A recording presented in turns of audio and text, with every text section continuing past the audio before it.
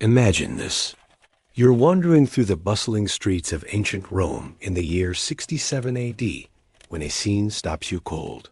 There, in the heart of the Forum, Emperor Nero walks proudly beside a dazzling young woman adorned in flowing silk and glimmering jewels. But behind the admiring glances lies a chilling secret everyone knows. That woman, by the emperor's side, was once a boy named Sporus. And what Nero did to him remains one of the darkest examples of psychological and physical abuse in all of recorded history.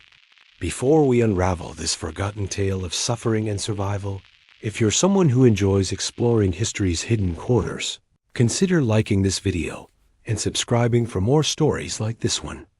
And let me know in the comments, where in the world are you listening from? It's incredible to think that across continents and time zones, we're piecing together the past together. Because what you're about to hear isn't just another Roman scandal. It's a story about how unchecked power can turn love into obsession, grief into cruelty, and a living, breathing human being into an object, a doll molded to fulfill one man's warped desire. You might not recognize the name Sporus now, but once you hear his story, it will stay with you. So let us begin with the man at the center of it all, the one who set this tragedy in motion. Nero wasn't always a monster. In fact, when he first rose to power at just 16, many Romans believed a golden age had arrived. He lowered taxes, funded grand spectacles, and even entertained crowds with music and stage performances. For a moment, the empire dared to hope. But absolute power erodes even the brightest beginnings. By the year 65 AD, something had cracked within Nero's mind. Maybe it was the endless paranoia of knowing everyone around him hungered for his throne.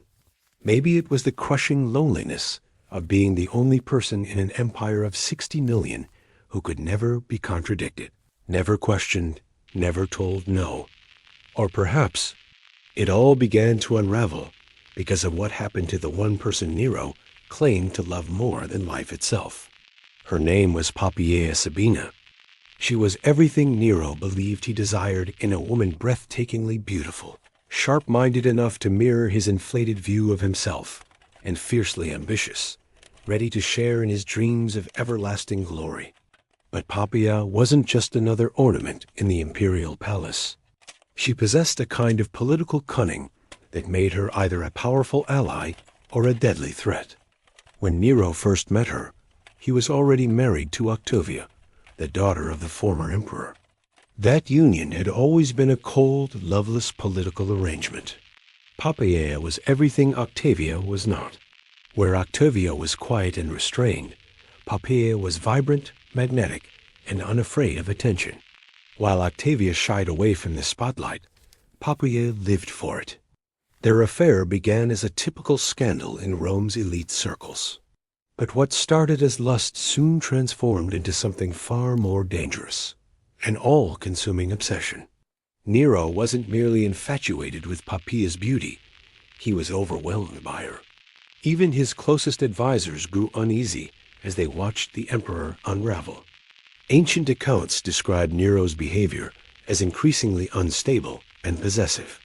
He would erupt in fury if another man so much as glanced at her for too long during public events. He placed guards around her day and night, not to protect her, but to control her, to ensure she belonged to him and him alone. He showered her with extravagant gifts that strained the empire's coffers. Gemstones from India, rare silks from China, perfumes from the farthest reaches of Arabia. But his greatest offering wasn't wealth. It was the very shape of reality, meant to reflect his obsession. First, he divorced Octavia, an audacious decision that shocked the Roman public and cost him many allies. Then, he declared he would marry Poppaea in a grand imperial ceremony. The wedding was a spectacle of indulgence and splendor, unlike anything Rome had ever seen. Nero spared no coin, no gesture, no flourishing proving his devotion. And yet even marriage wasn't enough. Even a crown, even a throne shared in name, could not satisfy Nero's need to possess her completely. Over time, Nero began to isolate Poppaea from everyone who might have offered her independent council family, old friends, trusted confidants. In their place, he surrounded her with courtiers who owed their positions entirely to his favor, people who would never dare contradict him. He commissioned countless portraits and marble likenesses of her, not just for public admiration, but for his private chambers. He wanted to gaze upon her face, even when she wasn't physically there.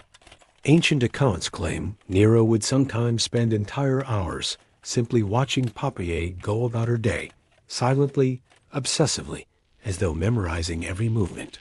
This wasn't love. This was possession. The kind of obsession that mistakes devotion for dominance. That confuses a living, breathing human being with a work of art, a flawless object meant to be admired, but never allowed autonomy. And yet Poppaea understood exactly what she meant to him. She wasn't naive. Her intelligence matched her beauty, and she recognized the extraordinary power she held as the center of Nero's universe. But she also understood that power built on obsession is dangerously fragile, so she moved carefully. She began to use her influence to elevate members of her own family, creating a network of allies who might protect her if Nero's affection ever faltered. In Rome, survival often depended not just on favor, but foresight. But Poppaea had one fatal flaw. She wasn't afraid of him. Unlike the rest of the imperial court, who had mastered the art of silence, flattery, and fear, Poppaea retained her spirit. She challenged him when she disagreed. She questioned his political choices. She even critiqued his musical performances when they fell short of his own inflated self-image. What happened next depends on which ancient historian you trust, but all accounts agree on the outcome. One day, in 65 a domestic argument spiraled into violence. Some say the quarrel began when Nero returned home late from the chariot races. Others claim it was over his obsession with theater and neglect of his imperial duties. But this time, something in Nero snapped. Tacitus, the Roman historian, tells us that Poppaea dared to confront him, accusing him of caring more about public applause than about his role as a husband, a father, a man. She was pregnant then, carrying what would have been their second child. Perhaps the emotional strain of her condition left her less tolerant of Nero's increasingly unhinged behavior. In a fit of rage, Nero struck her. Whether it was a single brutal blow or repeated violence, the result was the same. Poppaea Sabina, his empress, his obsession, his creation, died from the injuries he inflicted. What happened next has been the subject of debate among historians for centuries. But most ancient accounts agree on one horrifying point. In a sudden outburst of rage, Nero either struck or kicked his pregnant wife with such violence that it caused fatal internal injuries. Some say it was a single devastating blow to her abdomen. Others describe prolonged assault that left her unconscious, bleeding across the polished marble floors of the palace. Now, imagine the silence that followed. The Emperor of Rome, the man who held the fate of millions in his hands, who could command death with a whisper, who was hailed as a living god in the East, stood helpless before the consequences of his own fury. He had just destroyed the very person he claimed to love above all else. Poppaea Sabina, the empress he had obsessed over, now lay dying because of him. Ancient sources say what followed was one of the most pitiful episodes in imperial history.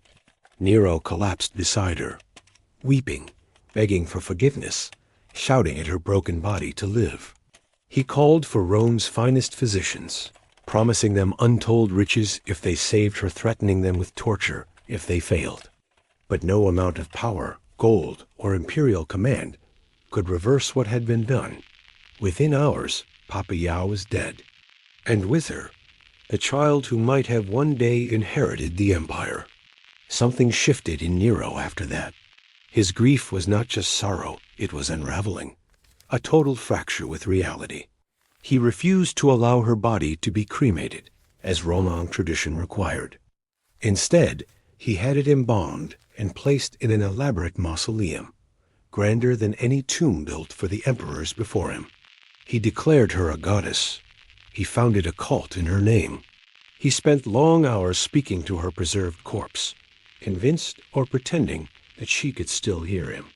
The imperial court descended into surreal theater. Everyone was expected to play along. Courtiers referred to Poppea in the present tense.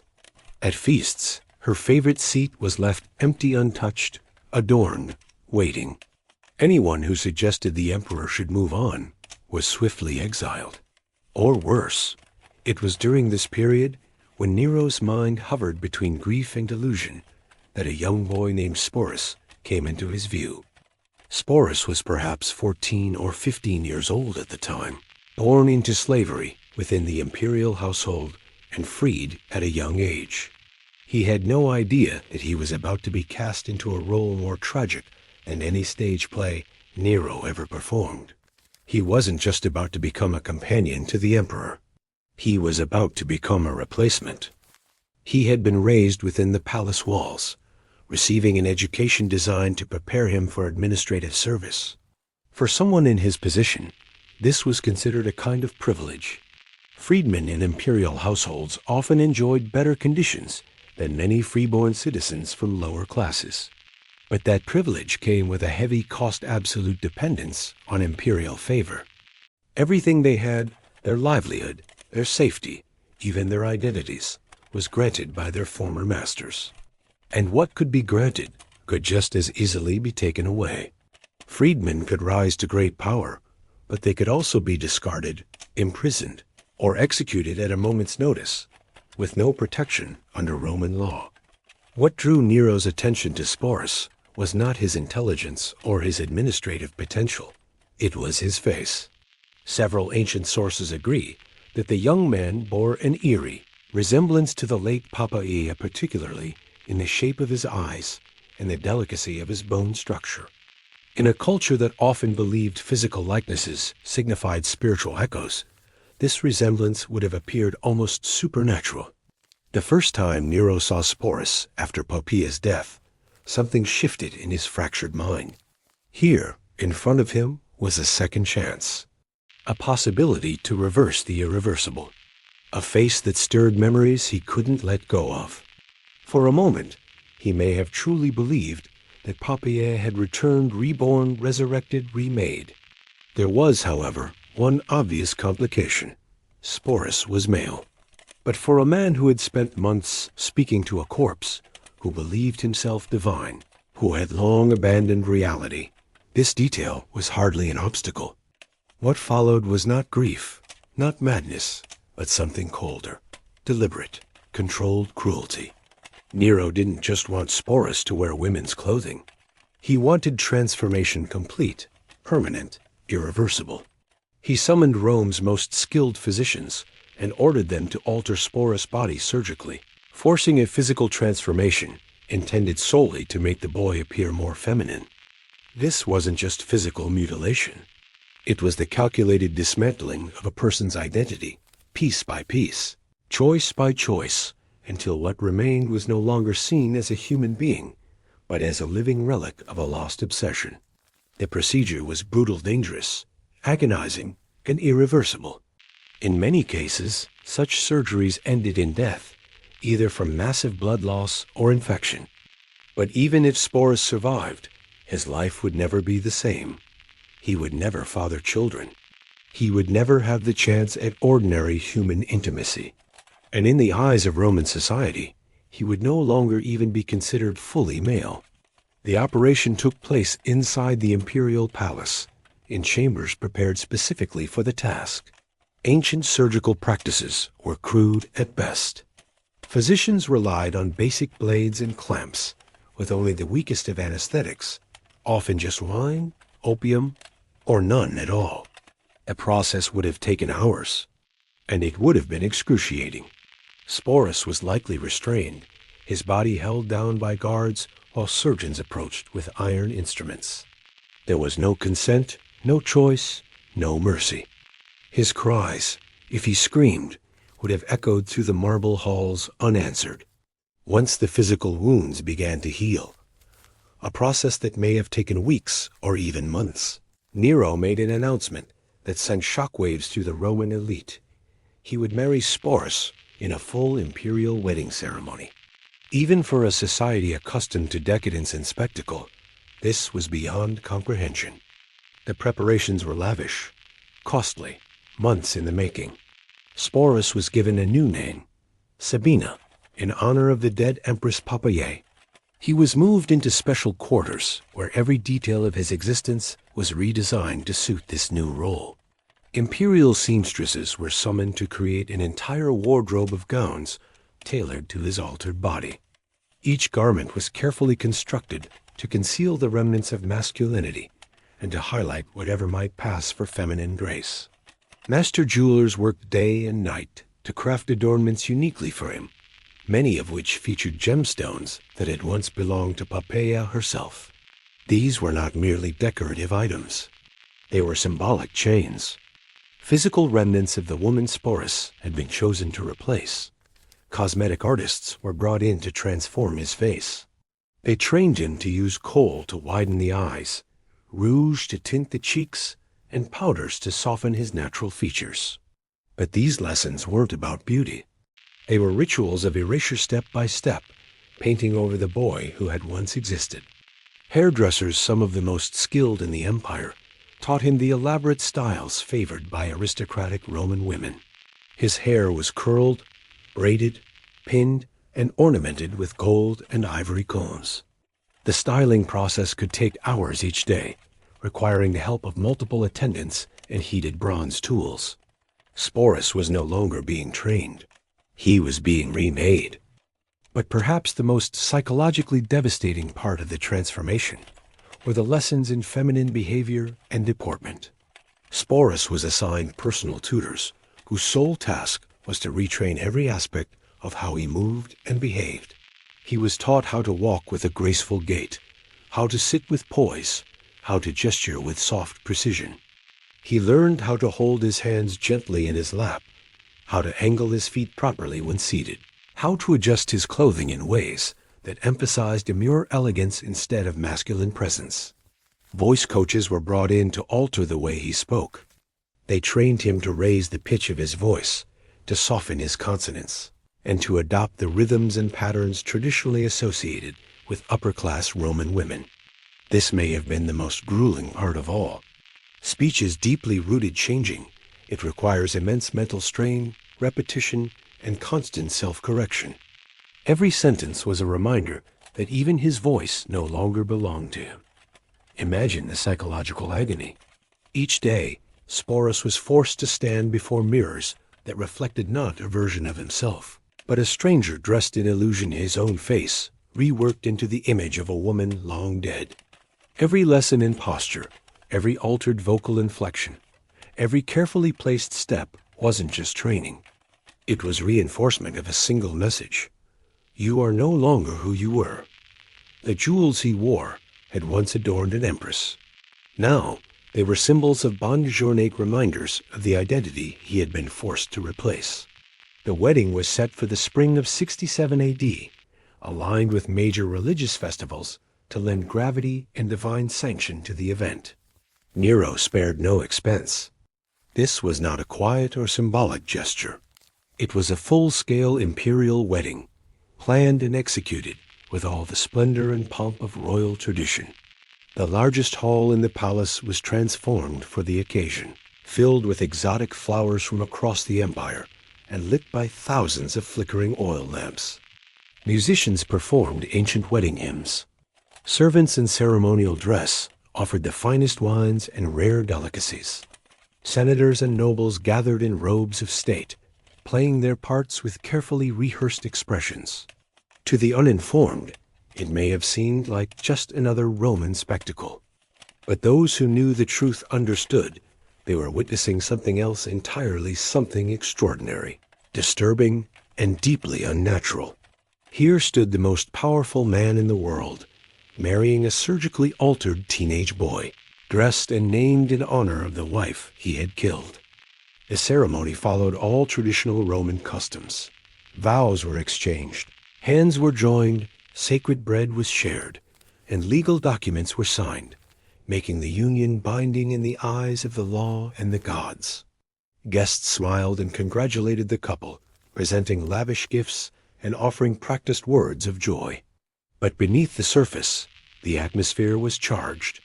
There was fascination, certainly, but also discomfort, dread, and an unspoken understanding that they were taking part in something fundamentally broken. After the wedding, Nero treated Sporus not as a novelty or concubine, but as if he were a legitimate empress. The young man was granted his own staff, luxurious private quarters within the palace, and a generous stipend from the imperial treasury. He traveled in an ornate litter, rode horses reserved for nobility, and was accompanied by a hand-picked entourage. On the surface, it appeared to be a life of splendor, but beneath the gilded surface lay a devastating truth. Sporus had paid for this comfort with the total erasure of his former self. His role as Nero's wife was not ceremonial, it was absolute. He was expected to accompany the emperor to every public event, sit beside him at imperial banquets, and behave with the affectionate devotion of a spouse. This was not merely political theater. Nero genuinely seemed convinced that he had brought Poppaea back from the dead. He called Sporus by her name. He would recount memories from their marriage memories that had never happened, and expected Sporus to respond as if he remembered them too. The illusion had to be seamless. For Sporus, every moment was a perilous performance. A misplaced word, a wrong reaction, even the slightest lapse in character could mean exile or death. He was forced to become fluent not only in femininity, but in the fantasy of being a woman he had never met. When Nero reminisced about conversations or private moments with his late wife, Sporus had to react convincingly, sometimes improvising entire histories on the spot. According to ancient accounts, he grew remarkably adept at this, cultivating a near supernatural sensitivity to Nero's moods and expectations. But those same sources also describe a man growing more withdrawn, more hollow, as time went on. Despite his flawless public performance, the psychological cost was immense. Each day, Sporus awoke in rooms styled after a woman he never knew. Every glance in the mirror reflected not himself, but a version of her, a distorted image created by imperial will. Every interaction required pretending to be someone else, carrying the weight of another person's life. For more than 2 years, Sporus lived within this fragile fiction.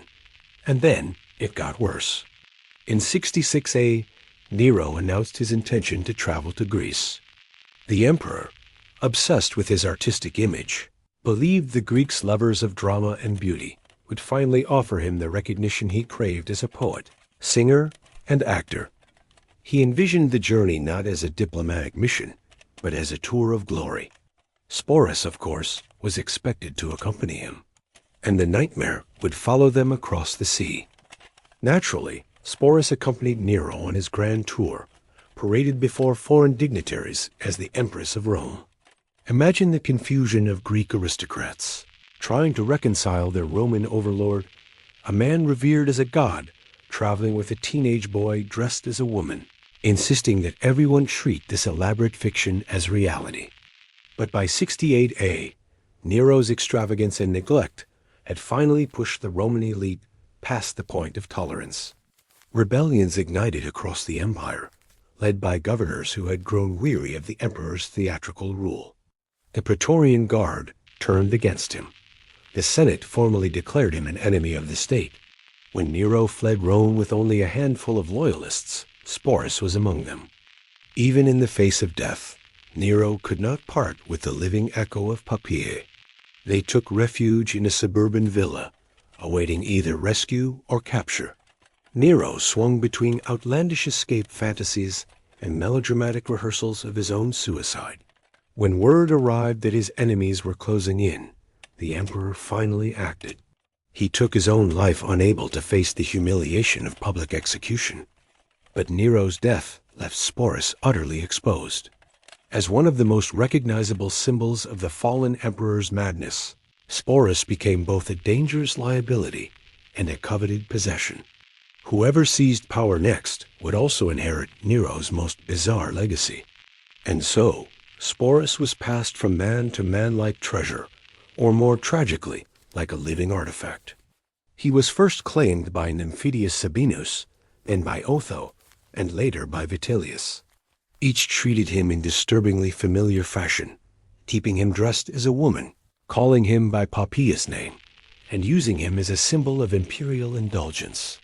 Under Vitellius, Sporus' nightmare reached its grim climax. The new emperor, obsessed with grotesque public spectacles, planned to use Sporus in a gladiatorial reenactment portraying a mythological scene of sexual violence and humiliation in front of thousands at the Colosseum. It would have been the final devastating act in a life defined by exploitation. Rather than endure this ultimate degradation, Sporus made a final choice, perhaps the only decision that truly belonged to him in years. Sometime in 69 A, still barely in his 20s, Sporus took his own life, most likely by poison. No tomb was erected in his honor. No poets sang of his tragedy. But history remembers him as a quiet echo of imperial cruelty, proof that even in a world ruled by gods and emperors, there were those who suffered silently, until silence was all they had left. In death, Sporus finally escaped the grotesque theater that had consumed his life. His story stands as a grim warning about the perils of unchecked power and the human cost of imperial excess. Yet, ancient historians showed little interest in Sporus as a person. To them, he was merely a symbol and emblem of decadence at the heart of a crumbling empire. What makes his story so haunting isn't just the abuse he suffered, but the way his very identity was erased, methodically, completely. From the moment Nero decided Sporus resembled the late Empress Poppæa, the young man ceased to exist as an individual. He became a living canvas for the emperor as fantasies, an unwilling participant in a delusion that consumed his name, his body, and his will.